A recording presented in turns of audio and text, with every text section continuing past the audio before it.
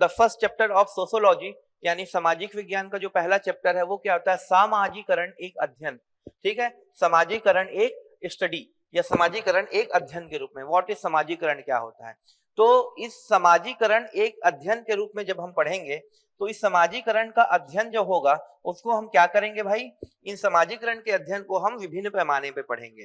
पहला पढ़ेंगे समाजीकरण का अर्थ क्या होता है, यानी समाजीकरण किसे कहते हैं, समाजीकरण का मतलब क्या होता है, ये मैं आपको बताऊंगा। दूसरा होता है समाजीकरण के प्रक्रिया के जो चरण क्या होते हैं। समाजीकरण जब होता है तो उसके विभिन्न चरण होते हैं बेटा। ठीक है, जैसे राहुल अभी इतना बड़ा हो गया है, तो राहुल इतना बड़ा हुआ है, उसके पीछे क्या क्या योगदान रहा है, कहाँ कहाँ राहुल पढ़ा है, वो सब समाजीकरण की प्रक्रिया हो गया, चरण होगा। जब राहुल छोटा बच्चा था, जब राहुल स्कूल में गया, जब राहुल कहाँ कॉलेज में गया, तो ये क्या है, समाजीकरण के विभिन्न चरण है। अब राहुल कहाँ है, अब राहुल यहाँ कंपटीशन कम्युनिटी में है हमारे दिल्ली में, रायपुर में। ठीक है, तो ये क्या है कि आपका ये जो है कि समाजीकरण की प्रक्रिया के विभिन्न स्तर समझ में आ गया। ठीक है, तो इस तरह समाजीकरण की प्रक्रिया जो है उसके चरण को क्या होती है वो आपको मैं बताऊंगा। तीसरा चीज बताऊंगा, समाजीकरण की आवश्यकता समाज शास्त्र में क्यों पड़ती है। ठीक है, समाज शास्त्र में आपकी, ठीक है, समाजीकरण की आवश्यकता क्यों पड़ती है। तीसरा चीज मैं आपको डील करूंगा यहाँ पे। ठीक है, चौथा चीज मैं जो डील करूंगा वो आपको डील करूंगा कि समाजीकरण की प्रक्रिया और महिलाएं, समाजीकरण की प्रक्रिया में महिलाएं कैसी होती हैं, महिलाओं का क्या योगदान होता है, ये मैं आपको बताऊंगा कि महिलाएं और समाजीकरण किस तरह से होता है।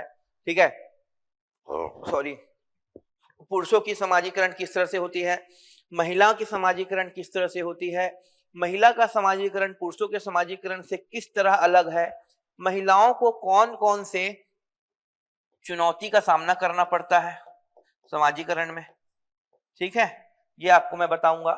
उसके बाद फिर मैं आपको ये बताऊंगा इसके बाद कि समाजीकरण की प्रक्रिया जो होती है, जिस समाजीकरण की प्रक्रिया में हम हैं उसमें भारतीय समाज के समाजीकरण किस तरह से हुआ, भारतीय जो समाज है उसका समाजीकरण किस तरह से हुआ, ये मैं आपको बताऊंगा। ठीक है, उसके बाद फिर मैं बताऊंगा आपको समाजीकरण के, ठीक है, प्रक्रिया, ये कौन सा चाहिए, ये हो गया आपका, मैं पांचवा पॉइंट बताऊंगा समाजीकरण का। फिर छठवां पॉइंट आपको बेटा मैं बताऊंगा क्या चीज, समाजीकरण की प्रक्रिया के बाधक तत्व क्या है। 6 पॉइंट आपको मैं बताऊंगा समाजीकरण की प्रक्रिया के बाधक तत्व। ठीक है, 7 पॉइंट में आपको बताऊंगा समाजीकरण की अवधारणा। ठीक है, जो है समाजीकरण की आवश्यकता जो है क्यों है समाज में, समाजीकरण की आवश्यकता समाज में क्यों है, तो ये आपका 7वां पॉइंट है। और निष्कर्ष, तो ये मैं आपको आज डील करूंगा, तो आपका एक चैप्टर पूरा का पूरा मैं खत्म कर दूंगा। कौन सा चैप्टर, समाजीकरण की प्रक्रिया को। तो हम आज शुरू करते हैं समाजीकरण की प्रक्रिया। ठीक है, समाजीकरण की प्रक्रिया तो देखेंगे बेटा समाजीकरण का अर्थ क्या होता है। ठीक है, तो समाजीकरण का अर्थ होता है, वो होता है समाज से जुड़ना, समाज से जुड़कर, समाज से जुड़कर समाज के तथ्यों को, समाज के तथ्यों को अपनाकर समाज के साथ, किसके साथ, समाज के साथ जीवन व्यतीत करना, जीवन व्यतीत करना समाजीकरण कहलाता है। क्या कहलाता है, समाजीकरण कहलाता है। यानी एक व्यक्ति क्या करता है, जब एक व्यक्ति समाज से जुड़ता है, किससे जुड़ता है, समाज से जुड़ता है, और समाज के, ठीक है, तथ्य जो होते हैं, ठीक है, उनको अपनाता है। ठीक है, और अपना कर क्या करता है, जीवन व्यतीत करता है। क्या करता है, जीवन व्यतीत करता है। तो क्या होता है, इस जीवन व्यतीत करते हैं उसे क्या कहते हैं हम, समाजीकरण की प्रक्रिया कहते हैं। क्या कहते हैं हम, समाजीकरण की प्रक्रिया कहते हैं। समाजीकरण का अर्थ होता है, समझ में आ गया। ठीक है, यदि व्यक्ति क्या करता है, समाजीकरण की प्रक्रिया के माध्यम से, व्यक्ति क्या है, समाजीकरण की प्रक्रिया के माध्यम से समाज से जुड़कर, समाज से जुड़कर समाज से जुड़कर, व्यक्ति क्या है, समाजीकरण की प्रक्रिया में समाज से जुड़कर समाज से सीखता है, समाज से सीखता है, वह आगे आगे जीवन व्यतीत करने के, जीवन व्यतीत करने के, ठीक है, जीवन निर्वाह के, सॉरी, जीवन निर्वाह के आवश्यक रूपों को समझकर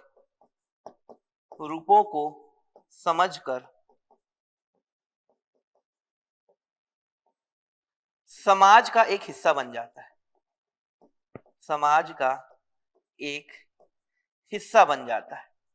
इट इज कॉल्ड, ठीक है, समाजीकरण। यदि व्यक्ति समाज का हिस्सा है मतलब समाजीकरण। ठीक है, अब आप देखेंगे बेटा समाजीकरण में क्या है, व्यक्ति समाज से जुड़ता है, समाज के तथ्यों को अपनाता है और समाज में ही जीवन व्यतीत करता है। जो समाज से वो जो कुछ भी सीखता है, ठीक है, और समाज में जिस तरह से वो घुलता मिलता है, वही आपका समाजीकरण कहलाता है।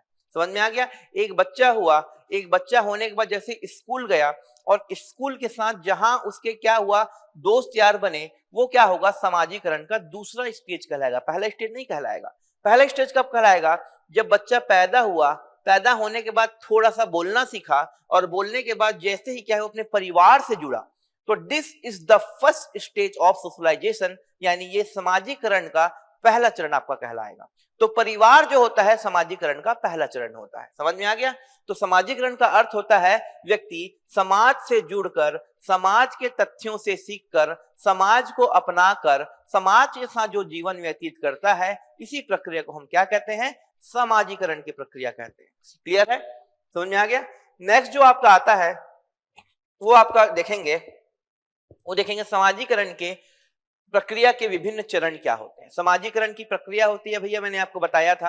अब समाजीकरण की प्रक्रिया के विभिन्न चरण क्या होते हैं, तो इसके कुल कितने चरण होते हैं समाजीकरण की प्रक्रिया के, यहाँ पे मैं आपको डील करूंगा समाजीकरण की प्रक्रिया के 4 चरण। समाजीकरण की प्रक्रिया कितने चरण, 4 चरण। समाजीकरण की एक प्रक्रिया जो होती है उसके अलग अलग चरण होते हैं। तो उसके 4 चरणों में जो प्रमुख चरण है वो मैं आपके समक्ष अभी डील करता हूं, मुझे 1 मिनट का समय दीजिए बस। ठीक है, वो चरण आपका क्या है, पहला चरण। ठीक है, पहला चरण, पहला चरण होता है व्यक्ति का, वो होता है बचपन। क्या होता है, बचपन। द्वितीय चरण, द्वितीय चरण व्यक्ति का क्या होता है, किशोरावस्था, किशोरावस्था। तीसरा चरण क्या होता है, तृतीय चरण। तृतीय होगा आपका युवा व्यक्ति, युवा अवस्था। ठीक है, चतुर्थ चरण जो होगा आपका, चतुर्थ चरण यानी आपका जो चौथा चरण होगा वो क्या आता है आपका, वृद्धावस्था। समझ में आ गया? वृद्धावस्था, युवावस्था, किशोरावस्था, बचपन। समझ में आ गया? ये आपका क्या होता है, समाजीकरण के 4 चरण होते हैं। इन्हीं 4 चरणों से व्यक्ति क्या है, क्या होता है, इन्हीं 4 चरणों के साथ वो क्या है, व्यक्ति क्या होता है, इन्हीं 4 चरणों के साथ वो होता है समाजीकरण की प्रक्रिया का, इसी के साथ क्या होता है, समाजीकरण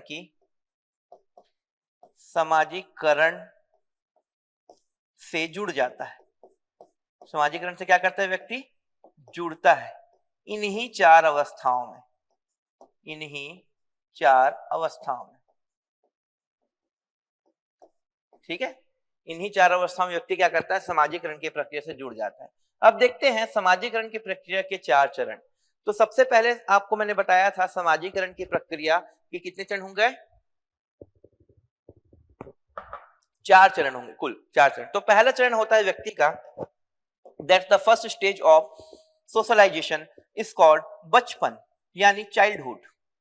इन childhood the child did not have any formation of memories, यानी बच्चे के पास किसी भी तरह का स्मृति उतना बड़े स्तर का नहीं होता। तो बचपन जो होता है पहला स्तर होता है। समझ में आ गया? बचपन बचपन कैसे पहला स्तर हुआ? तो बेटा जब आप पैदा हुए तो पैदा होने के बाद सबसे पहले किससे जुड़े? मम्मी पापा, परिवार। ठीक है, सबसे पहले अपनी माता से जुड़ा। किससे जुड़ा व्यक्ति? माता से। माता बताई बेटा ये डैडी हैं, देखिए तो समझ गया, अच्छा ये माता है, ये डैडी हैं। फिर ये देखो बेटा आपके भैया है, भाई है, बहन है, तो समझ गया ये भैया है, ये भाई है, ये बहन है। फिर बताए बेटा ये देखो ये तुम्हारे मामू हैं, ये तुम्हारे चाचू हैं। समझ में आ रहा है? तो जैसे जैसे बच्चा जो 6 वर्ष का होता है, 6 वर्ष की अवस्था में बच्चा जो बचपन में केवल और केवल अपने माँ बाप को जानता है। भैया अच्छे से मैं आपको बता रहा हूँ, किसको जानता है? माँ बाप को। सबसे ज्यादा क्लोज होता है अपनी माता से 1 साल तक। जैसे 1 साल से लेके वो आगे बढ़ता है, यानी 1.5 साल से लेके 3 साल की अवस्था में वो क्या है? समाज के चाचा मामा सबसे रूबरू होता है। वो फेस स्टडी करके पहचान लेता है कि ये मेरे लोग हैं, ये मेरे परिवार के हिस्से हैं। समझ में आ गया? ये कहलाता है बचपन का दूसरा चरण। ठीक है, तीसरा चरण जो आपका कहलाता है बचपन का, वो कहलाता है कि वो अपने आसपास के पड़ोसियों से मिलना शुरू कर देता है। समझ में आ गया? परिवार के बाद किससे मिला वो? परिवार के बाद मिला वो पड़ोसी से। ठीक है, तो इस तरह क्या है, वो लोगों के बीच रहना शुरू करता है। तो ये क्या है? The primary introduction of socialism, यानी समाजीकरण का मूलभूत चरण कहलाता है। समझ में आ गया? तो पहला चरण होता है बचपन। इस पहले चरण में व्यक्ति अपने परिवार से जुड़ता है, परिवार से जुड़ने के बाद अपनी माता पिता से जुड़ता है, माता पिता से जुड़ने के बाद अपने परिवार से जुड़ता है, परिवार से जुड़ने के बाद बाकी लोगों से जुड़ता है, परिवार के सदस्यों से, और बाकी सदस्यों से जुड़ने के बाद वो क्या है? आसपास के पड़ोसियों से अपना रूबरू होता है। तो समाजीकरण की प्रक्रिया का पहला चरण होता है जो व्यक्ति को एक व्यक्ति के रूप में विकसित करने में सहायक करता है। समझ में आ गया? तो this is called the first stage of socialisation या समाजीकरण। ठीक है, क्वेश्चन क्या आएगा इसका? प्रश्न, इसका प्रश्न आता है, इसका प्रश्न आता है, प्रश्न बता रहा हूं आपको। ठीक है, पहला प्रश्न का प्रश्न आता है, क्वेश्चन प्रश्न।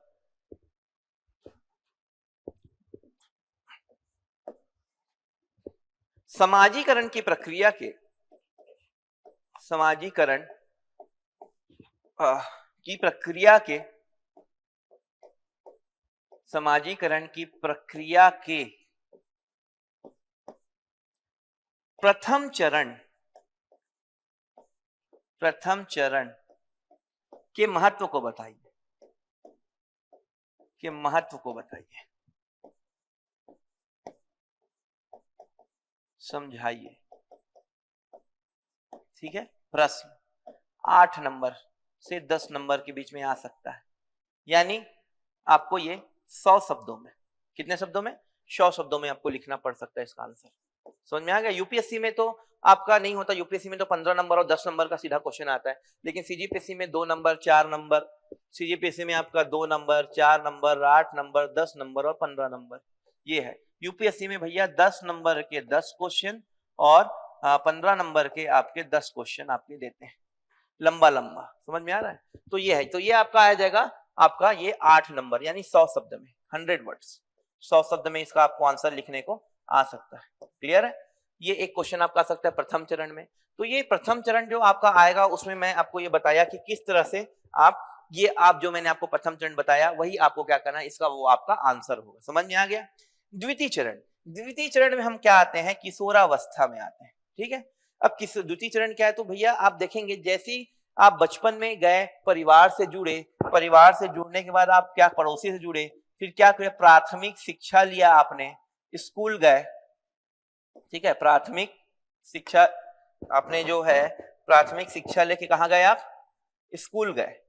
ठीक है, तो उस प्राथमिक शिक्षा में के बाद स्कूल गए, स्कूल जाने के बाद आप क्या किए? स्कूल का जो प्राइमरी स्टेज पार किए तो आप किशोरावस्था में पहुंच गए। समझ में आ गया? यानी 10 साल के बाद 12 से 14 साल का जो उम्र होता है ये किशोरावस्था का पीक टाइम माना जाता है। तो किशोरावस्था का एक अलग इंपॉर्टेंस है बच्चों। ठीक है, जैसे ये राहुल है, ये राहुल कहाँ अभी ये कहाँ अभी दृष्टि आई इसमें पढ़ रहा है, कॉम्पिटिशन कम्युनिटी में ये पढ़ाई कर रहा है हमारे पास। तो क्या है, राहुल कहाँ से आया है, ये राहुल आया है स्कूल से पढ़ के। तो राहुल अभी हम लोग को जान रहा है, सबको समझ रहा है। क्यों समझ रहा है? क्योंकि किशोरावस्था में उसने स्कूल में इसका क्या किया, प्रारंभिक अध्ययन पूरा का पूरा इसने सीख लिया। तो किशोरावस्था में व्यक्ति क्या करता है, सही और गलत की पहचान करता है। किसकी पहचान करता है? सही और गलत की पहचान करता है। तो जो चरण 2 होता है, ठीक है, जो चरण समाजीकरण का चरण सेकंड होता है, इसमें व्यक्ति का क्या होता है, इसे क्या कहते हैं आप, किशोरावस्था। किशोरावस्था, इस किशोरावस्था का इंपॉर्टेंस, इसका चरण क्या होते हैं, तो इसके चरण में क्या होता है, व्यक्ति क्या होती है, व्यक्ति में जागृति आती है। किस तरह की जागृति आती है? सामाजिक जागृति आती है। सामाजिक जागृति आती है। व्यक्ति को क्या होता है, सही और गलत का एहसास होना शुरू हो जाता है। सही और गलत का एहसास होता है, ठीक है। तीसरा चीज क्या होता है, इसमें व्यक्ति क्या होता है, समाज का एक अंग बन जाता है। समाज से परिचित हो जाता है और समाज का एक अंग बन जाता है, the part of the society. किसमें? चरण 2 में। तो ये चरण जो दूसरा चरण है आपका किशोरावस्था का, ठीक है, ये समाजीकरण में एक महत्वपूर्ण भूमिका निभाता है। व्यक्ति इस चरण में व्यक्ति जितना समाज से जुड़ेगा, व्यक्ति जितना समाज से जुड़कर काम करेगा, ठीक है, आगे व्यक्ति उतना ही सामाजिक प्राणी बनेगा। आगे व्यक्ति उतना ही सामाजिक व्यक्ति बनेगा और सामाजिक व्यक्ति बनने के बाद उतना ही क्या करेगा, अपना समाज के हित में कार्य करेगा। क्लियर? ठीक है। तो इसलिए क्या है, ये जरूरी है, क्या चीज, चरण नंबर 2 यानी किशोरावस्था में यानी व्यक्ति की जागृति आती है, इसमें सामाजिक जागृति आती है, सही गलत का एहसास होता है, what is right and what is wrong, समाज से परिचित होता है और समाज का अंग बन जाता है। समझ में आ गया? तो इससे क्या है, व्यक्ति समाज का भागीदार बन जाता है। अब इसमें क्या प्रश्न आ सकता है आपका, इसमें भी आपका प्रश्न क्या आ सकता है,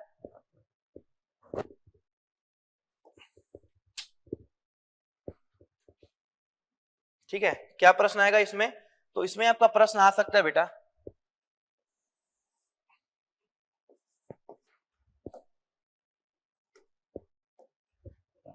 समाजीकरण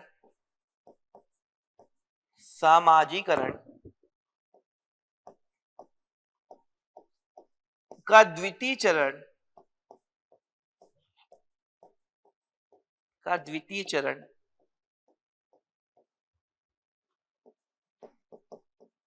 समाजीकरण का सबसे महत्वपूर्ण चरण है। सबसे महत्वपूर्ण चरण क्यों माना जाता है?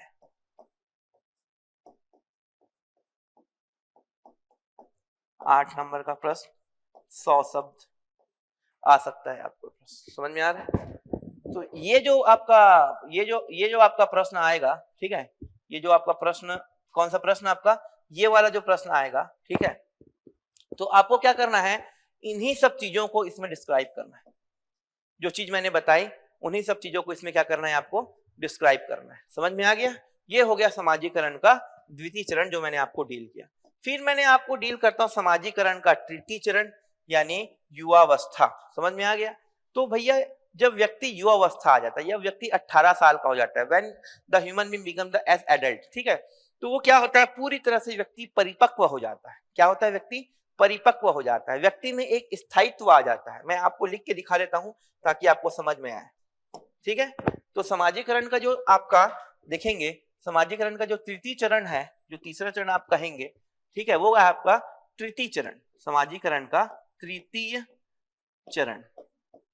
यानी युवावस्था, युवा अवस्था। जो युवा अवस्था होती है ये क्या है, सबसे निर्णायक अवस्था होती है। इसमें व्यक्ति क्या है, वयस्क हो जाता है, व्यक्ति में वयस्कता आती है। दूसरा चीज क्या आता है, उसके ऊपर दायित्व आ जाता है। कैसा दायित्व आता है भैया, वोट देते हो ना, समाज के प्रति आपका दायित्व हो गया, तो क्या होता है, दायित्व होता है। तीसरा आता है, व्यक्ति स्वयं निर्णय लेने के लिए, स्वयं अपना निर्णय लेने हेतु परिपक्व हो जाता है, परिपक्व हो जाता है। ठीक है, व्यक्ति अपना स्वयं का निर्णय खुद लेने लगता है। ठीक है, उसके बाद क्या होता है, सामाजिक जिम्मेदारी का वहन करता है। कुछ सामाजिक जिम्मेदारी भी मिलती है, सामाजिक जिम्मेदारी, बेटा तुम ये काम कर दो, तुम वहां से ये करो। ठीक है, कोई समाज का कार्यक्रम होता है तुझे, तो ये जो होता है समाज में, ये क्या कहलाता है, ये कहलाता है परिपक्वता का चरण कहा जाता है, तीसरा चरण। समझ में आ गया। ठीक है, तो तीसरा चरण हो गया आपका ये समाजीकरण का तीसरा चरण। ठीक है, तो समाजीकरण का तीसरा चरण की अन्य विशेषताएं क्या है, तो ये चरण सबसे लंबा होता है भाई। ये सब क्या हुआ, सबसे लंबा समय, 18 साल से लेके आप 50 साल तक समाज में, 50 साल तक समाज में क्या रहेंगे, युवा अवस्था यानी तृतीय चरण में रहेंगे। तो ये क्या हो गया आपका, ये हो गया आपका समाजीकरण की प्रक्रिया की, समाजीकरण की प्रक्रिया का सबसे लंबा चरण, सबसे लंबा चरण। समझ में आ गया। तो ये है आपका प्रीलिम्स का क्वेश्चंस। ठीक है, या आपका इसका क्वेश्चन आ सकता है। ठीक है, अब इसमें व्यक्ति क्या क्या दायित्व करता है, तो देखिए व्यक्ति स्वयं निर्णय लेता है। व्यक्ति या पूछ नहीं पाता कि किसके लिए मेरे को क्या करना है। ठीक है, व्यक्ति क्या करता है, व्यक्ति भैया परिपक्व हो जाता है। The man become mature, the child become mature, the child become man. ठीक है, उसके बाद क्या करता है, यह वयस्क हो जाता है। वयस्क मतलब हो जाता है एडल्ट हो जाता है। फिर क्या करता है, एडल्ट हुआ तो उसको दायित्व मिलता है। वो दायित्व क्या होता है भैया, जैसे वोट देने का दायित्व होता है। जब दायित्व मिला, जब दायित्व मिला, समझ में आ रहा है, तो होता है समाजीकरण से और गहरा संबंध हो जाता है भैया। समाजीकरण के प्रक्रिया से और भी बहुत गहरा संबंध हो जाता है व्यक्ति का। जैसे ही व्यक्ति क्या करता है, व्यक्ति को वोट देने का अधिकार मिलता है, तो व्यक्ति क्या है, समाजीकरण की प्रक्रिया से और गहरा संबंध आ जाता है। अब ये जो संबंध है ये जीवन पर्यंत रहेगा उसके साथ। तो क्या हो गया, ये सबसे लंबा समय हो गया। क्या हो गया, सबसे लंबा समय। तो समाजीकरण के प्रक्रिया का सबसे लंबा समय युवा अवस्था यानी तृतीय चरण माना जाता है। समझ में आ गया। तो यह है आपका समाजीकरण की प्रक्रिया का तृतीय चरण। इसके जो प्रश्न आएंगे, इसके प्रश्न किस तरह से आ सकते हैं, तो इसके प्रश्न इस तरह से आ सकते हैं, बताता हूं मैं। ठीक है, तृतीय चरण में, समाजीकरण की प्रक्रिया के तृतीय चरण में व्यक्ति को अधिक समाज से दायित्व मिल सकते हैं। दायित्व क्यों मिलते हैं, हालांकि यूपीएससी का क्वेश्चन है, ये शायद ही पूछेगा। समझ में आ रहा है यूपीएससी, लेकिन क्या है, क्या पता कभी पूछ दे, क्योंकि हम लोग यूपीएससी के राह में भी चल रहे हैं। 2018 का क्वेश्चन है ये, ऑप्शनल का, समाजशास्त्र ऑप्शनल का क्वेश्चन है ये। ठीक है, और ये एमपीपीएससी में आया था, एमपीपीएससी के में आया था ये 2021 में मेंस में। ठीक है, सोशल सामाजिक जागरूकता वाला जो है उसमें ये क्वेश्चन आपका पूछा था, आप देख सकते हैं। 21 का पेपर डाउनलोड कर लीजिए, है ना।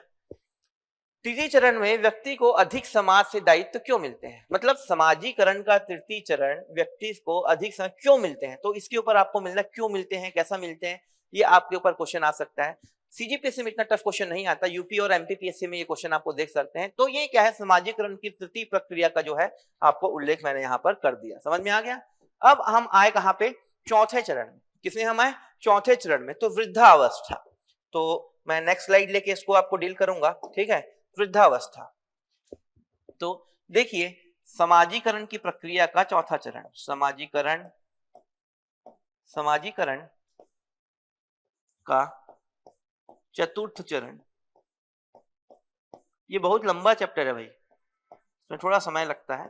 चतुर्थ चरण, ठीक है, सोशियोलॉजी है ही वैसे लंबा, ठीक है, ठीक है। तो समाजीकरण के चतुर्थ चरण में जो आपका क्या आता है, वृद्धावस्था।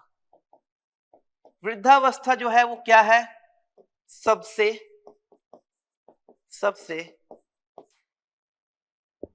क्या बोलते हैं उसको, प्रतिकूल अवस्था।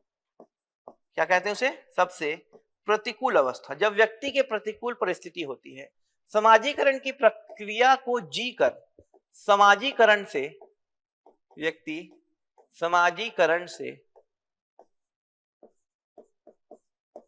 परिचित कराता है, लोगों को कराता है। अब तक आप करते आए हैं, कैसे कराएंगे बेटा, आप दादी, ये आपकी दादी है, अपने पोते को खिलाएंगे, अपने पोते पोती को खिलाएंगे, ठीक है। वृद्ध होने के बाद अपने बेटे, अपने बच्चे के जो बच्चे हैं उनको आप खिलाएंगे। तो क्या खिलाएंगे, देखो A for apple, B for ball, C for cat. तो ये क्या है, आप अब इंट्रोड्यूस करा रहे हैं किसको, जो नए व्यक्ति हैं उसको समाजीकरण की प्रक्रिया से आप जोड़ते हैं। तो क्या आता है, इसका एक कंक्लूजन पॉइंट क्या है, चतुर्थ अवस्था, समाजीकरण की चतुर्थ अवस्था, लिखो साथ साथ, इसलिए महत्वपूर्ण मानी जाती है क्योंकि व्यक्ति के पास सामाजिक अधिकार हो जाते हैं, सामाजिक अधिकार हो जाते हैं, सामाजिक अधिकार हो जाते हैं, और वह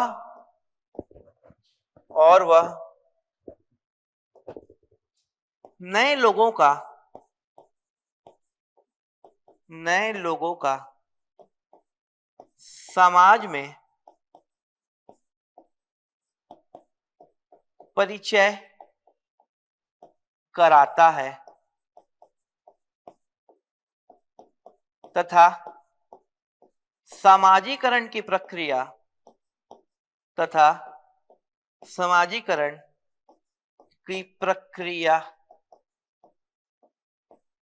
को सिखाता है। अब आप क्या करने लग गए, सिखाने लग गए, ठीक है। इसीलिए क्या है, ये क्या है, युवावस्था के बाद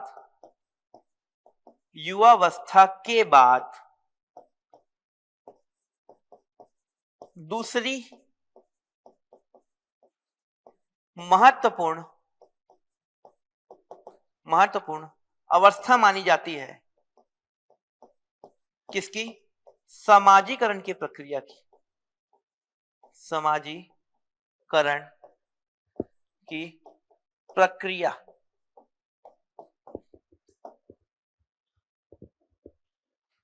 लेट मी डिलीट,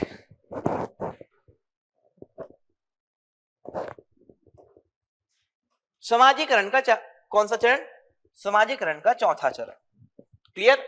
समाजीकरण का चौथा चरण में क्या होता है, व्यक्ति क्या करता है, परिचित कराता है। क्या कराता है, अब परिचित कराता है। अब आप एकदम ज्यादा परिपक्व हो गए हैं, दूसरों को परिचित कराएंगे। किससे परिचित कराएंगे, आप समाज से परिचित कराएंगे। समझ में आ गया। आप अपने पोते पोतियों को एबीसीडी सिखाएंगे, उनको खेलना सिखाएंगे, साइकिल चलाना सिखाएंगे, दौड़ना सिखाएंगे, ठीक है। सही और गलत का बेटा अच्छी आदत नहीं है, नहीं, ये नहीं करते, ये सब क्या है, ये सब आप सिखाते हैं। तो समाजीकरण की चतुर्थ प्रक्रिया में ये आप सिखाएंगे, ठीक है। ये वृद्धावस्था होती है, आदमी कमजोर हो जाता है भाई इसमें, लेकिन आदमी कमजोर के साथ साथ मानसिक रूप से बहुत बुद्धिमान रहता है। समझ में आ गया? उसके बाद आप देखेंगे इस चतुर्थ चरण में, तो चतुर्थ चरण में क्या होता है, व्यक्ति के पास सामाजिक अधिकार हो जाते हैं। मतलब दादू मैं ये करूं, ये मेरे को पापा ये नहीं करने दे रहे, ठीक है, आप प्लीज पापा को बोलो ना कि मेरे को अपने दोस्तों के साथ घूमने जाने दे दे। तो क्या हो गया, आपके पास सामाजिक अधिकार हो गया।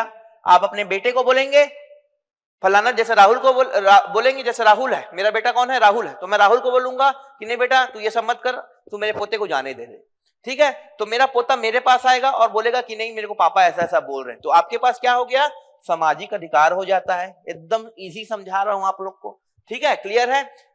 उसके बाद क्या करेगा, सामाजिक अधिकार होने के बाद क्या करेगा, नए लोगों को क्या कराएगा, समाज से परिचय कराएगा। चल बेटा आते हैं, शादी में एक जगह से छोटा सा अपने दादू के साथ गया वो बच्चा, तो बोले ये देखो ये कौन है, ये मेरे साथ पढ़े हुए थे, समझ में आ रहा है, ये देखो बेटा ऐसा नहीं करते। बच्चा चाउमीन लेके आ जाएगा, चाउमीन लेके आएगा तो उसको ऐसे ऐसे नहीं, ऐसे नहीं खाते, ये चम्मच है, चम्मच को ऐसे करो, फोल्ड करो, अब खाओ।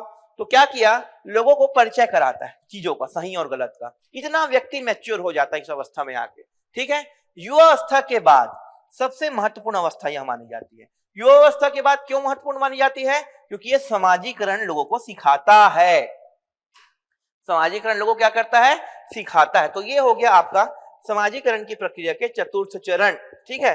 अब इसमें आपको प्रश्न क्या आ सकता है, प्रश्न क्या आ सकता है, वो प्रश्न आपका आ सकता है, समाजीकरण का अंतिम चरण, समाजीकरण का चतुर्थ चरण एक निर्णायक चरण होता है, एक निर्णायक चरण होता है।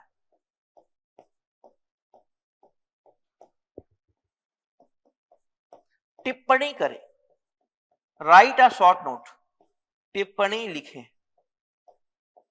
ये आ सकता है आपका लगभग 125 वर्ड, यानी आ जाएगा ये 10 नंबर के आसपास, ऐसा क्वेश्चन आ सकता है, ठीक है। समाजीकरण चतुर्थ का निर्णायक, ठीक है। दूसरा क्वेश्चन आ सकता है, क्वेश्चन नंबर 2,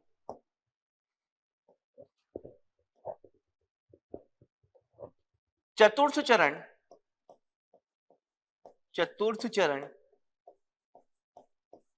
समाजीकरण का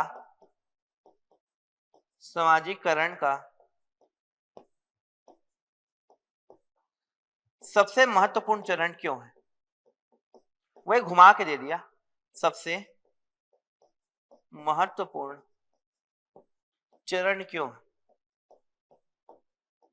वाई।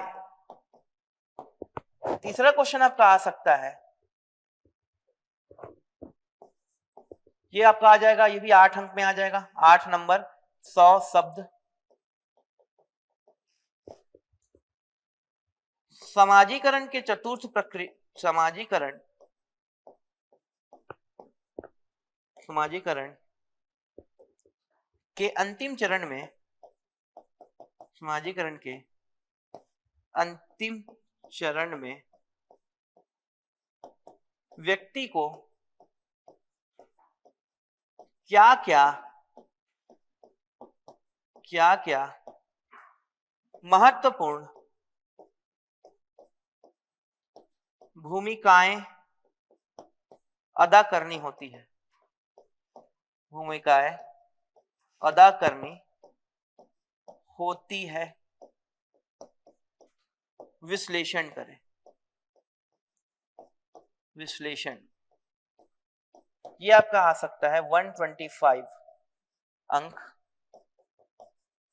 यानी 125 शब्द यानी 10 अंक। तो ये आपके जो क्वेश्चन है, आपके क्वेश्चन जो है संभावित प्रश्न आ सकते हैं। समाजीकरण की अंतिम चरण व्यक्ति के को क्या क्या इंपॉर्टेंट भूमिका अदा कराते हैं, विश्लेषण करें। चतुर्थ चरण समाजीकरण का सबसे महत्वपूर्ण चरण क्यों माना जाता है। समाजीकरण का चतुर्थ एक निर्णायक चरण होता है, टिप्पणी लिखे। समझ में आ रहा है, ये सेक्टर ये सब क्वेश्चन आ सकते हैं, उन सब का आंसर सब यही है जो मैं आपको यहाँ पर डील किया। समझ में आ गया। तो we just complete a one section of समाजीकरण के चरण। भाई बड़ा टॉपिक है ये, ठीक है, इसमें टाइम लगता है थोड़ा सा सर, इसमें टाइम लगता है, समाजीकरण का अर्थ हो गया, समाजीकरण के क्या हो गए, समाजीकरण के वो हो गए, क्या बोलते हैं, समाजीकरण के चरण हो गए। चरण के बाद हम आते हैं समाजीकरण की आवश्यकता क्यों होती है, वाई जो social system is importance of समाजीकरण, समाजीकरण की आवश्यकता क्यों होती है, क्योंकि इसका आंसर मैं आपको डील करके नहीं, आपको ऐसे मौखिक समझाता हूं। समाजीकरण क्यों जरूरी है, समाज से जुड़ने के लिए जरूरी है, समाज से परिचित होने के लिए जरूरी है। जब तक आपको आपका परिवार का साथ नहीं मिलेगा तब तक आप पड़ोस से नहीं जुड़ेंगे, जब तक आपको परिवार और पड़ोस का साथ नहीं मिलेगा तब तक आप स्कूल से नहीं जुड़ेंगे, जब तक आपको स्कूल का साथ नहीं मिलेगा तब तक आप कॉलेज में प्रवेश नहीं करेंगे, जब तक आप कॉलेज और स्कूल में पढ़ाई और समाजीकरण से नहीं सीखेंगे तब तक आप अपने जीवन का आगे का पार्ट आप बिल्कुल तय नहीं कर सकते। समझ में आ रहा है? तो इसलिए कहा जाता है समाजीकरण एक क्या है, आधुनिकता की देन है, मतलब मॉडर्नाइजेशन।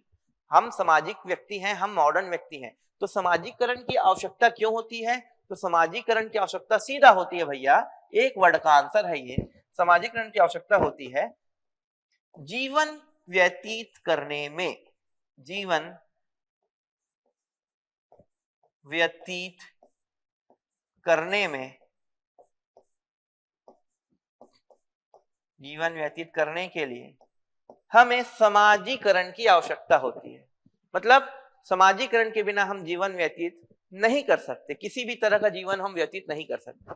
अब देखते हैं समाजीकरण में महिलाएं, समाजीकरण ठीक है की प्रक्रिया में महिलाएं को चुनौती। तो देखिए समाजीकरण की प्रक्रिया में कौन कौन आते हैं, समाजीकरण की प्रक्रिया में वही आता है, दो लोग होते हैं, एक कौन होते हैं, महिला,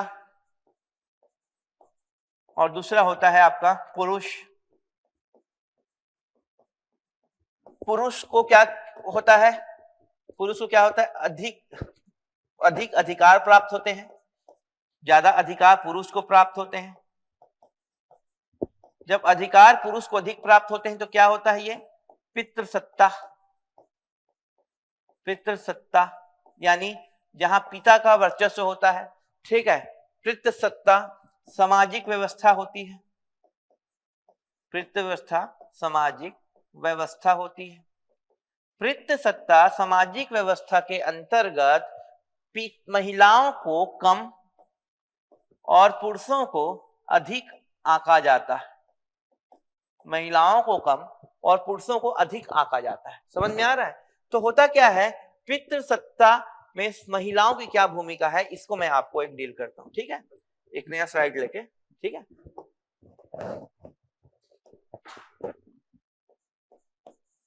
पितृसत्ता व महिलाएं,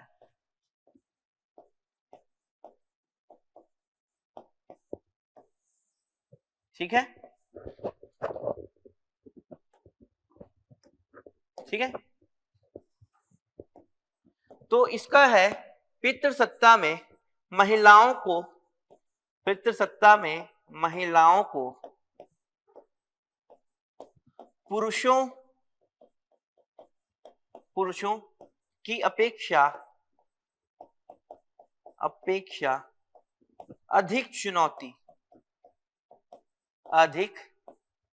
चुनौती का सामना करना पड़ता है, अधिक चुनौती का सामना करना पड़ता है, यानी अधिक चुनौतियां होती है। वो चुनौतियां क्या होती है, वो चुनौतियां होती है यहां आओ, यहां जाओ, ना जाओ, यह कार्य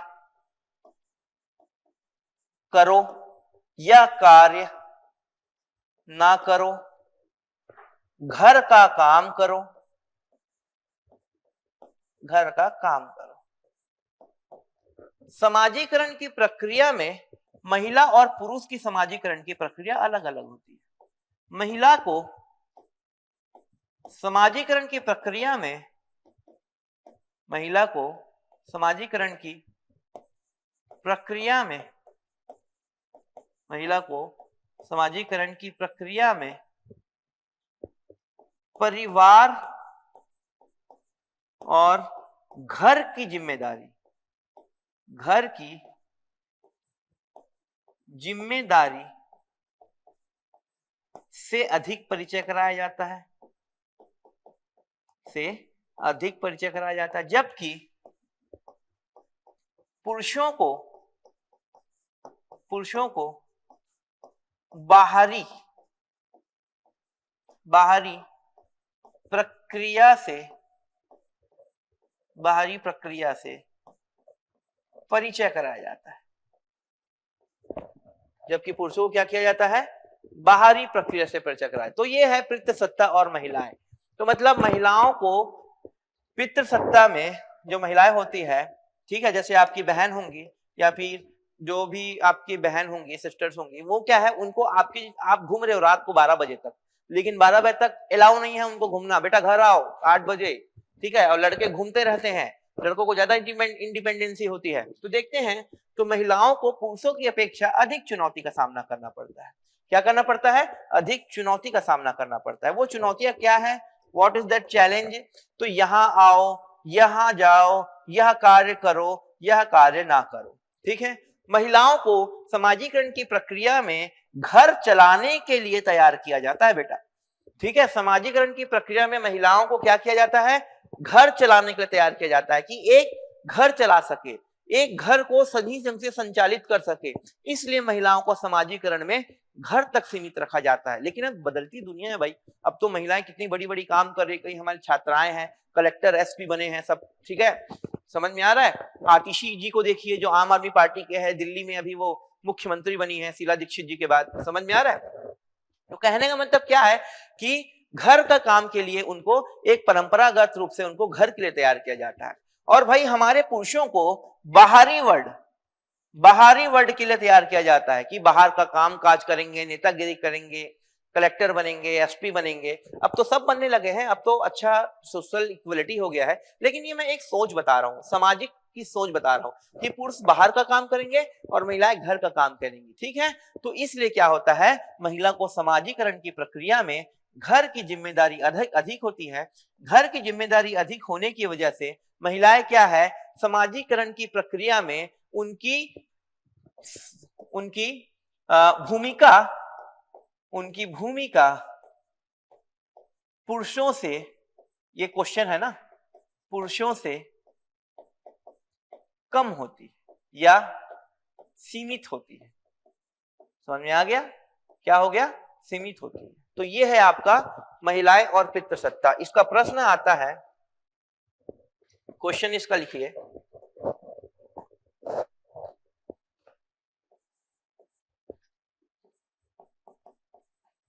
समाजीकरण की प्रक्रिया में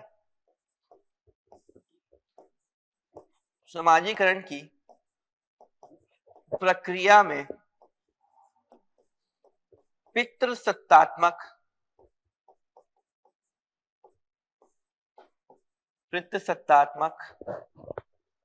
व्यवस्था का आधिपत्य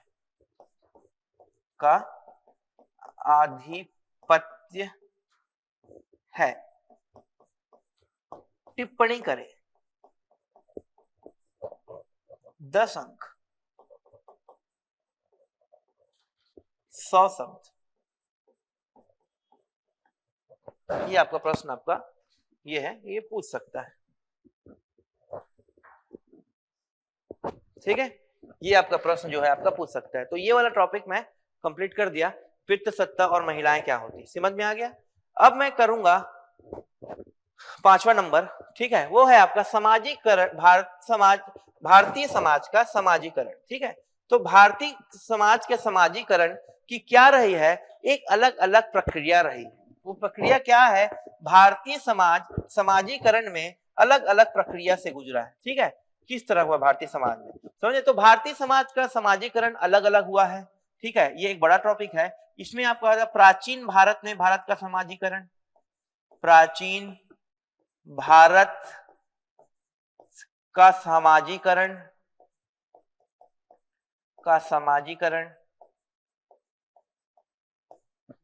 हिस्ट्री से जुड़ जाएगा ये। मध्यकालीन भारत का समाजीकरण, मध्यकालीन भारत का सामाजिकरण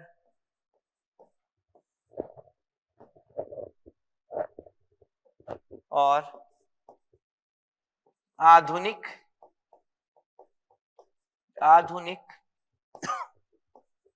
भारत का सामाजिकरण।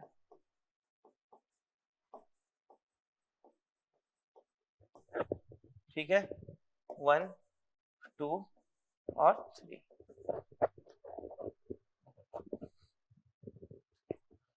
तो अब देखेंगे भारत में भारतीय समाज व समाजीकरण किस तरह आगे बढ़ा। तो इसको मैं लिखूंगा नहीं, इसको मैं समझाऊंगा, डिस्क्राइब करूंगा। ठीक, तो होता क्या है, प्राचीन भारत में समाजीकरण किस तरह से था। तो इसमें आपका आता है भारत में समाजीकरण बेटा किस तरह से हुआ। तो भारत जब शुरू में हुआ तो प्राचीन भारत में क्या था, भारत में समाजीकरण की प्रक्रिया जो कब से शुरू हुई, वो उत्तर वैदिक काल से शुरू हुई। उत्तर वैदिक काल और ऋग वैदिक काल में व्यक्ति आपस में जुड़े, आपस में जुड़कर क्या हुआ, वर्ग डिफरेंस आया, ब्राह्मण क्षत्रिय वैश्य और शूद्र जो है वो अलग अलग हुए। ठीक है, तो समाजीकरण की प्रक्रिया में क्या हुआ, विभाजन हुआ। समझ में आ गया, समाजीकरण की प्रक्रिया में विभाजन हुआ। तो इस तरह नए नए धर्म आए। कौन कौन से धर्म आए, जैन धर्म आए, बौद्ध धर्म आए। इन सभी धर्मों ने समाजीकरण की प्रक्रिया में क्या क्या योगदान दिया। क्या कहा, नहीं शूद्र भी हैं वो भी मंदिर जा सकते हैं, तो समाजीकरण की प्रक्रिया में योगदान तो दिया ना भाई। तो इस तरह क्या है, प्राचीन भारत में समाजीकरण की प्रक्रिया किस तरह की थी, यह आपका आता है कि प्राचीन भारत में जो नए धर्म आए, जो नए आंदोलन आए, उसने समाजीकरण को मजबूत किया, समाज के सभी लोगों को आपस में जोड़ दिया, समाज के सभी लोग आपस में एक साथ आदान प्रदान करने लगे, समाज के सभी लोग एक दूसरे से लेन देन करने लग गए। ब्राह्मण और शूद्रों के बीच में भी बाद में लेन देन, वैश्यों के बीच में लेन देन होने लग गया। तो यह है प्राचीन भारत का समाजीकरण की प्रक्रिया। समझ में आ गया। मध्यकालीन भारत का समाजीकरण का प्रक्रिया क्या है बेटा, ये तो इतिहास आप लोग पढ़े हो। मध्यकालीन समाजीकरण में आप देखेंगे Muslim attackers came to India. Bharat में कौन आते हैं, मुस्लिम अटैकर्स आते हैं। कौन कौन मुस्लिम अटैकर्स आते हैं मैं सब आपको बता देता हूं। उसमें आपके मुस्लिम अटैकर्स में कौन कौन होते हैं, सबसे पहले मोहम्मद कासिम आते हैं 712 ईस्वी में। दूसरी बार 1001 से लेके 1027 तक महमूद गजनबी ने भारत में 17 बार आक्रमण किया। 1178 से लेकर 1194 तक लगातार मोहम्मद गौरी ने भारत में आक्रमण किया। तराइन का पहला युद्ध, तराइन का द्वितीय युद्ध और चंदावर का युद्ध, ये सब उसने लड़ा। अब कुतुबुद्दीन ऐबक जब मर के चला गया यहां से, तब यहां पर कौन आया, उसका गुलाम कौन था, कुतुबुद्दीन ऐबक। तो जो कुतुबुद्दीन ऐबक आया तो यहां पर उसने दिल्ली का सुल्तान बना। अब पहली बार इतिहास में मध्यकालीन भारत में मुस्लिम लोग राजा बने। पहले कौन राजा बनते थे, हिंदू लोग राजा बनते थे। मौर्य साम्राज्य में हिंदू राजा हुआ, गुप्त साम्राज्य में हिंदू यानी वैश्य राजा हुआ। समझ में आ रहा है। लेकिन अब क्या हो गया, अब भाई मुस्लिम लोग यहाँ पर राजा बन गए। कब, मध्यकालीन भारत में। तो मुस्लिम लोग जब यहाँ भारत में राजा बने तो समाजीकरण की प्रक्रिया में क्या हुआ, नए नियम ला गए। क्या आ गए, नए नियम आ गए। नए नियम यानी ये नियम क्या थे, ये नियम थे इस्लाम के नियम।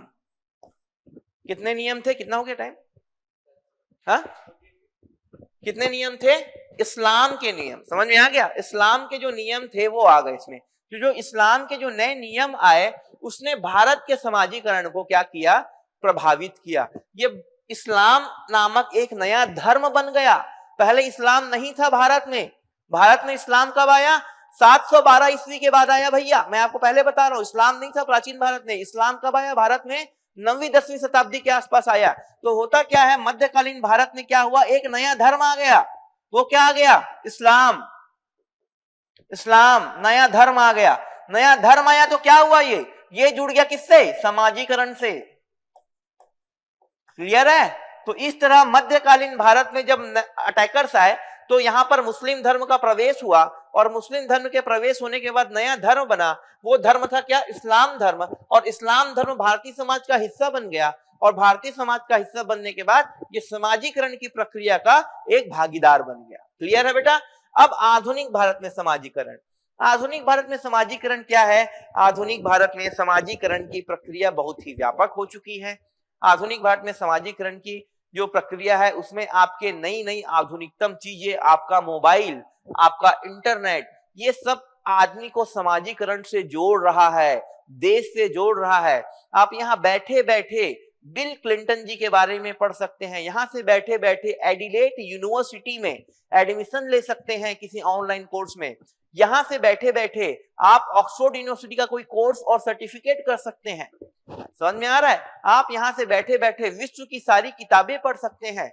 रूस में क्या हो रहा है, यूक्रेन में आपकी क्रांति हो रही है, ये सब आप मोबाइल से, इंटरनेट से पढ़ सके। तो ये क्या है, सबसे समाजीकरण का सबसे बड़ा एरिया हो गया। कौन सा एरिया हो गया? आधुनिक भारत में समाजीकरण।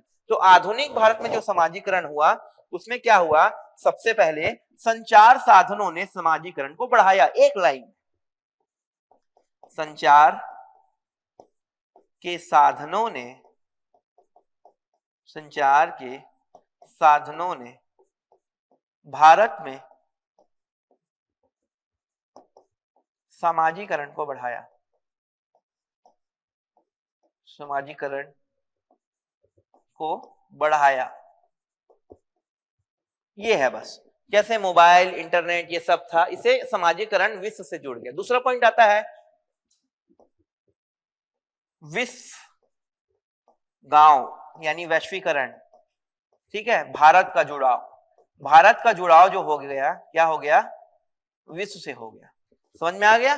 भारत क्या करने लगा, विश्व के बाकी चीजों के बारे में क्या करने लगा, जागरूक होने लगा। तो ये है आधुनिक भारत में समाजीकरण, जो सबसे बड़ा स्तर का हो गया।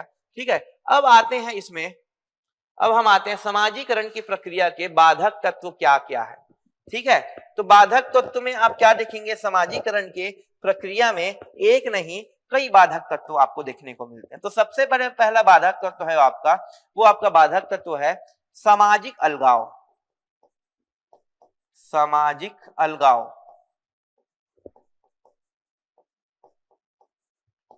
मतलब क्या होता है, कुछ ऐसा व्यक्ति होता है, जैसे हम लोग बैठे हुए हैं, ठीक है, आप सब लोगों को मैंने पूजा में आमंत्रण किया, ठीक है, और एक बच्चा जो है वो नहीं आता, या फिर एक बच्चा जो है क्या है, आप लोग से घुल मिल नहीं पाता, ठीक है, और वो अपने अपने गमगमाए बैठा रहता है, चुपचाप ऐसा एकदम ऐसे बैठा रहता है, हाँ ना, तो वो क्या है, सामाजिक अलगाव कहलाता है। वो क्या है, अपनी समाज से दूरी बनाता है।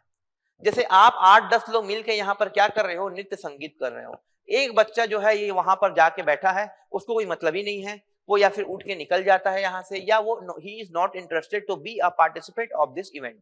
तो होता क्या है, सामाजिक अलगाव होता है। तो ये सामाजिक अलगाव क्या होता है, समाज से अलग करता है हमें। ये आप लोग से इमोशनल अटैच नहीं हो पाएगा, ये आप लोग से इमोशनली अटैच नहीं हो पाएगा। समझ में आ गया? तो सामाजिक अलगावपन की भावना आएगी, नहीं यार ये लोग क्या कर रहे हैं, मेरे क्या करना है, ठीक है। तो ये क्या होता है, सामाजिक अलगाव सबसे पहला बाधक तत्व है किसका, समाजीकरण की प्रक्रिया का। समझ में आ गया? दूसरा बाधक तत्व क्या है भैया इसका, समाजीकरण की प्रक्रिया का दूसरा बाधक तत्व क्या है, वो है अशिक्षा, अनएजुकेट पर्सन। अशिक्षा मतलब अगर व्यक्ति क्या है, अशिक्षित है, ठीक है। समाजीकरण की प्रक्रिया के 4 चरण बताए मैंने, किशोरावस्था भी बताया मैंने, ठीक है। तो बचपन से लेके अगर व्यक्ति को अशिक्षित रहा जाता है, अगर आप अपने बच्चे को स्कूल नहीं भेजेंगे, अगर आप लोग अपने बच्चे को स्कूल नहीं भेजेंगे, स्कूल नहीं भेजेंगे तो कॉलेज जाएगा, कॉलेज कहां से जाएगा भाई। तो है क्या, वो अशिक्षित रह गया। अशिक्षित होने के बाद क्या है, वो समाज के प्रति उतनी अच्छे ढंग से नहीं जुड़ पाएगा, समाज के साथ उतना अपना योगदान नहीं दे पाएगा, समाज को कुछ नया चीज नहीं दे पाएगा, ना वो समाज के प्रति अपनी दायित्व कोई भूमिका निभा सकता है, ना वो समाज को कोई अपना योगदान दे सकता है। तो समाजीकरण की प्रक्रिया क्या होगी बेटा, सामाजिक करण की प्रक्रिया में आ गया एक अलगाव, इसलिए अशिक्षा एक तथ्य है जो आपका इसका अलगाव का कारण बनता है। तीसरा कारण जो बनता है वो आता है आपका, वो आता है, एक मिनट,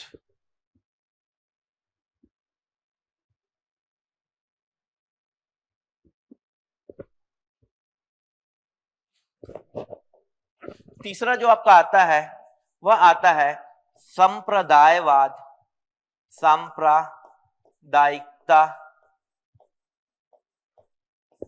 की भावना। की भावना का विकास होना।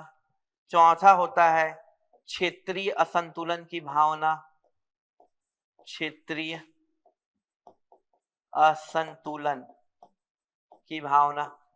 ये चार सबसे खतरनाक बाधक तत्व हैं। तो सांप्रदायिकता का मतलब क्या होता है? सांप्रदायिकता का मतलब क्या होता है? सांप्रदायिकता का मतलब ये होता है जब व्यक्ति जो है केवल और केवल, सांप्रदायिकता का मतलब होता है अपने धर्म के बारे में सोचता है, केवल अपने धर्म के हित में सोचता है और दूसरे धर्मों को नुकसान पहुंचाने में सोचता है, तो क्या है वो सांप्रदायिकता की भावना का उदय होता है। दूसरे संप्रदाय को हीन दृष्टि से देखता है और अपने संप्रदाय को सबसे महान मानता है, तो सांप्रदायिकता की भावना आती है। जब सांप्रदायिकता की भावना आपके दिल में आएगी तो आप क्या करेंगे? उस धर्म से नफरत करने लगेंगे। जब आप उस धर्म से नफरत करने लगेंगे तो आप उस धर्म के लोगों के साथ बातचीत करना बंद कर देंगे। जब बातचीत करना बंद कर देंगे तो धर्म आपस में जुड़ना बंद हो जाएगा, और जब धर्म आपस में नहीं जुड़ेगा तो सामाजिक अलगाव पैदा होगा। यही, और सामाजिक अलगाव पैदा होगा तो समाजीकरण की प्रक्रिया पूरी नहीं हो पाएगी। क्लियर है?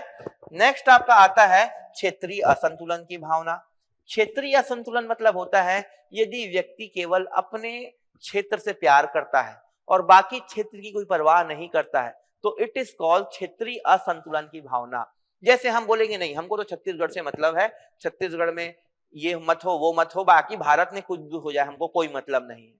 तो हम छत्तीसगढ़ के लोग तो जुड़े रहेंगे, लेकिन हम राष्ट्र से अपना अलगाववाद कर लेंगे, वो भी एक सामाजिक अलगाव हो जाएगा। तो क्षेत्रीय असंतुलन मतलब दूसरे क्षेत्र के बारे में क्या करना, अपने क्षेत्र के बारे में ही बहुत ज्यादा सोचना और दूसरे क्षेत्र के बारे में क्या करना, उतना नहीं सोचना, वहां के लोगों के बारे, तो वो क्षेत्रीय असंतुलन कहलाता है। तो क्षेत्रीय असंतुलन भी आपका समाज क्या होता है, आपका क्षेत्रीय असंतुलन की भावना भी आपका इसका क्या है, समाजवाद के समाजीकरण की प्रक्रिया में बाधक होती है। समझ में आ गया?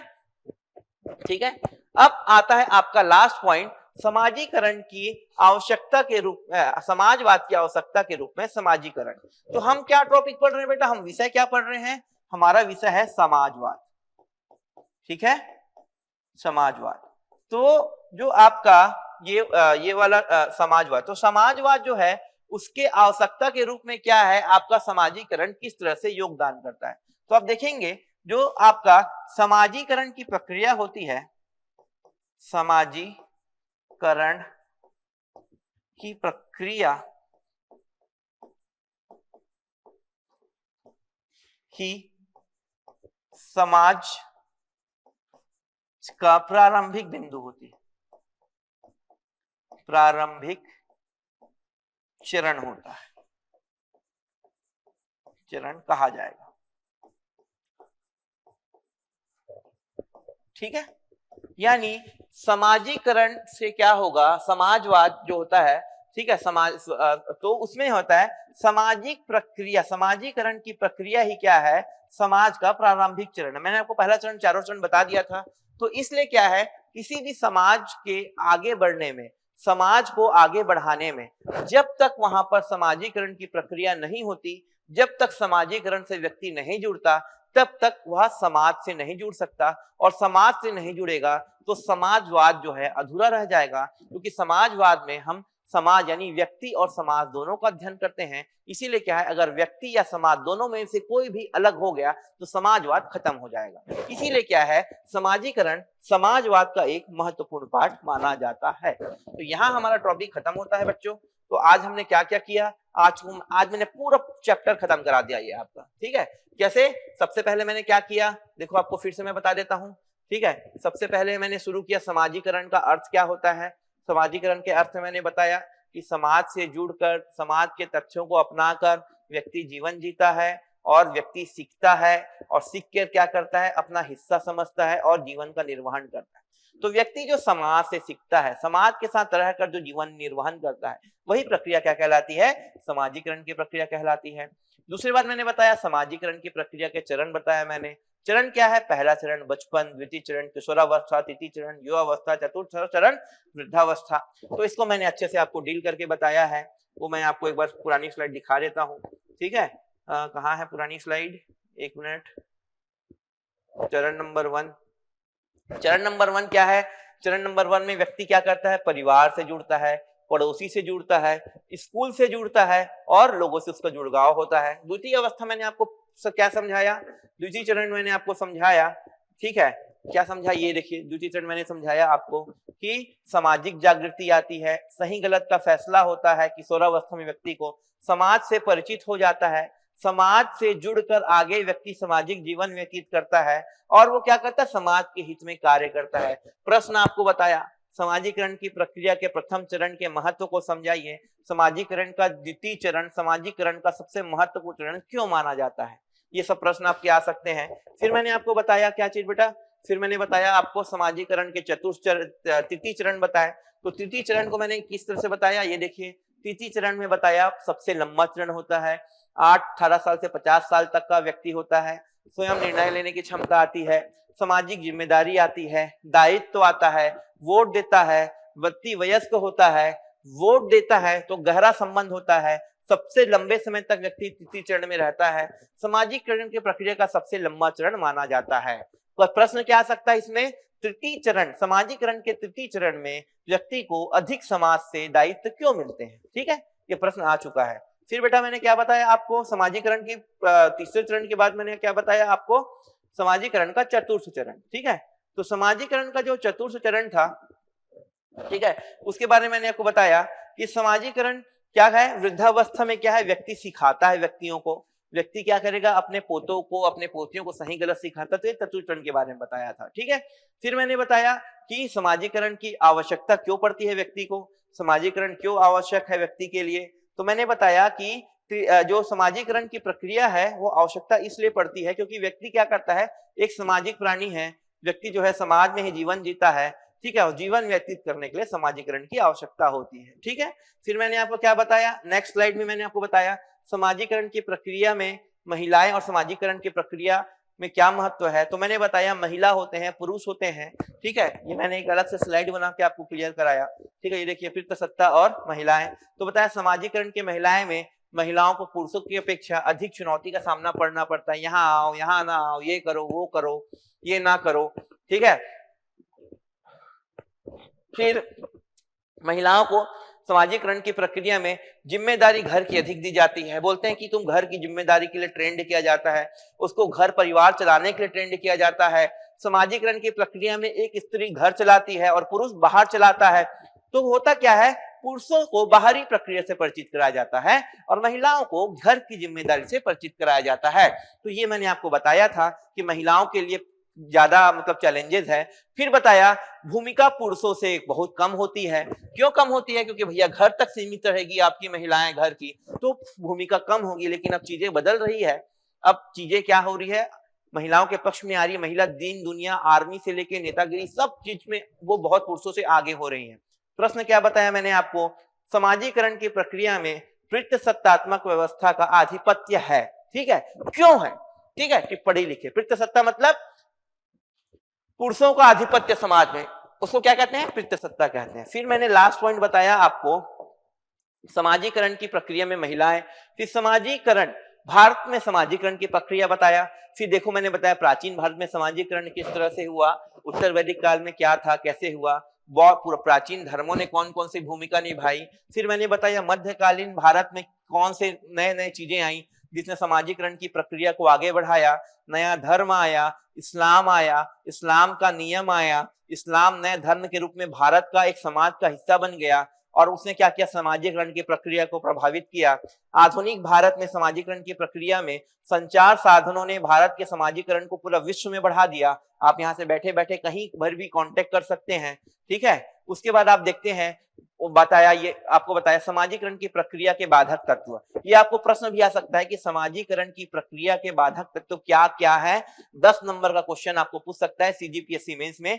बहुत इंपॉर्टेंट पार्ट है ये, मैं लिख देता हूं, ये बहुत आईएमपी पार्ट है, इसके लगातार क्वेश्चन आपको दिखते हैं, ठीक है। समाजीकरण की प्रक्रिया के बाधक तत्व क्या क्या है करके आपका क्वेश्चन जो है आपका 100 शब्द में मतलब आपका ये लगभग ये 100 शब्द मतलब ये 8 नंबर के आसपास या 10 नंबर के आसपास भी पूछ सकता है, 15 नंबर में नहीं पूछेगा, 8 नंबर 10,125 या 100 शब्द दोनों में किसी में भी ये प्रश्न आपका पूछ सकता है कि समाजीकरण की प्रक्रिया के बाधक तत्व क्या क्या है। क्या क्या बताया था मैंने, अशिक्षा, व्यक्ति शिक्षित नहीं, पहले क्या बताया मैंने आपको, पहले बताया मैंने सामाजिक अलगाववाद, ये देखिए सॉरी पहले मैंने क्या बताया आपको, सामाजिक अलगाववाद बताया कि सामाजिक अलगाववाद किस तरह से व्यक्ति अलग थलग हो जाता है। फिर मैंने क्या बताया, अशिक्षा व्यक्तिगत शिक्षित नहीं होगा तो क्या है, सामाजिक दायित्व से पूरा नहीं हो पाएगा। सांप्रदायिकता, मेरा धर्म महान है, मैं अपने धर्म के लिए काम करूंगा तो दूसरे धर्म को हानि पहुंचाएगा और सामाजिक रूप से नहीं जुड़ पाएगा। क्षेत्रीय असंतुलन, अपने क्षेत्र के विकास के लिए सोचेगा, दूसरे क्षेत्र को बिल्कुल हीन मानेगा, सामाजिकरण से बिल्कुल नहीं जुड़ पाएगा। तो ये सब जो 4 बाधाएं हैं उसमें। उसके बाद मैंने लास्ट आपको बताया था, जो चर्चा किया था आपको जो आखिरी चर्चा मैंने की थी इसमें, वो है समाजवाद की आवश्यकता के रूप में समाजीकरण। क्यों समाजवाद जो हम पढ़ रहे हैं उसके लिए समाजीकरण, और तो सीधे और सिंपल सा तरीका है, समाजीकरण की प्रक्रिया ही समाज का प्रारंभिक चरण है, इसीलिए है समाजीकरण समाजवाद के लिए आवश्यक है। तो इस तरह से भैया मैंने आपके सामने पूरा का पूरा चरणबद्ध तरीके से, देख लीजिए मैंने सब चीज आपके समक्ष रख दिया। जैसे मान लीजिए मैंने पितृसत्ता को समझा दिया, अलग अलग चरण समझाए, द्वितीय चरण, तृतीय चरण, समाजीकरण का चरण, महिला और पुरुष का चरण। उसके बाद आपको मैंने बताया कि किस तरह से समाजीकरण की प्रक्रिया में कौन कौन से चरण थे। तो इस तरह क्या है, समाजीकरण की प्रक्रिया आपकी पूरी होती है। I just complete the whole chapter, आपका पूरा का पूरा चैप्टर यहाँ पर खत्म। ठीक है, थैंक यू।